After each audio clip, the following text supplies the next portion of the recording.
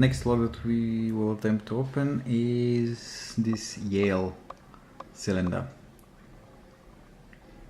Come on, focus camera, focus for me, please, please, please, please. Okay, here we go. It's a Yale. It's a dimple lock. And what is interesting about it, it is a 7-pin lock. I managed to open it for the first time tonight. I was playing with the other locks that Milen sent me, so this is one of them. And I have to tell you, I love this lock. It really is one of the locks that gives amazing feedback. You will see yourselves now. So, 7-pin Yale. Let's see if we can open it on camera. So, touching the first pin, I already have a big false set.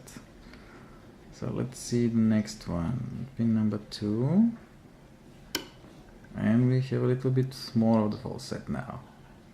Let's see the next one, pin number 3, here we go, pick number 3, so that's number 4, come on number 4, that's number 4, let's see number 5, now 5. Come on. Okay, maybe we can do it for a moment.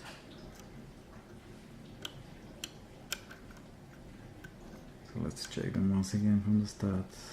1 set, 2 is set, 3 is set.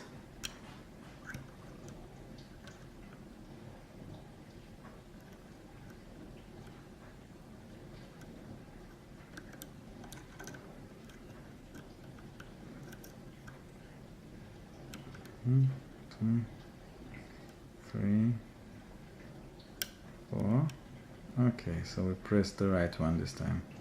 See next pin.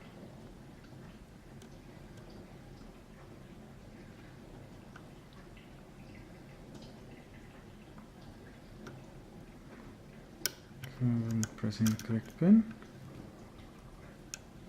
Let's see. 1, 2, 3, 4. I think that's 5. Come on, work with me now. Okay, that was number 5.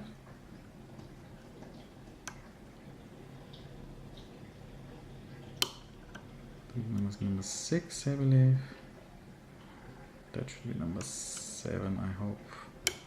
Here we go. Yes, that was number 7. So that's the Yale, the 7-cylinder Yale.